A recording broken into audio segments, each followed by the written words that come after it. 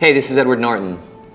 As an actor, I spend a lot of my time helping bring fictional stories to life, but there is a real-world drama that's playing out that's more riveting and more profound than any movie we could ever put on the screen, and will have a much more real, substantive impact on all of our lives.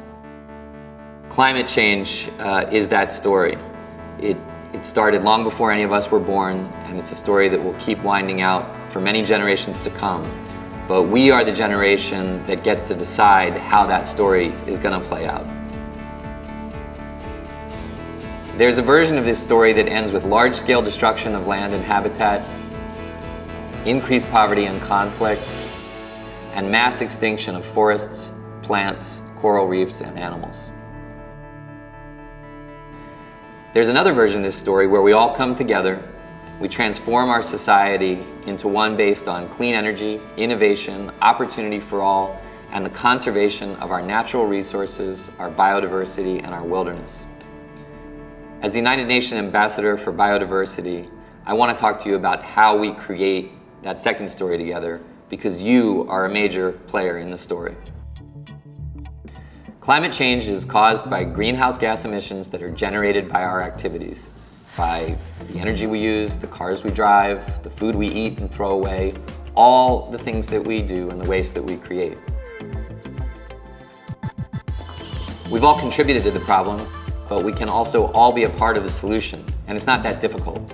Here are a few easy things that each of us can do.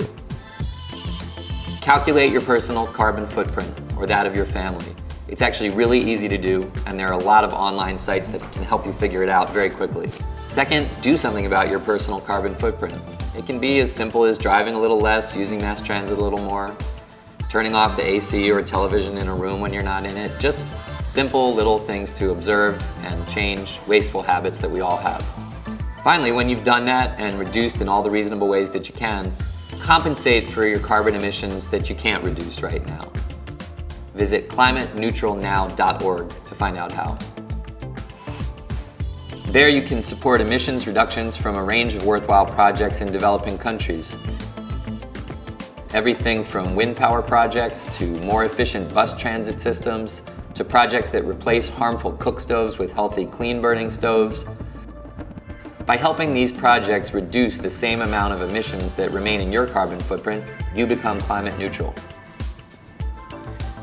So going climate neutral now really is as easy as 1, 2, 3. 1, just measure your own emissions. 2, reduce them in all the ways that you easily can. And 3, offset the rest using UN-certified emissions reductions at Climate Neutral Now. Together, let's give this story a positive ending.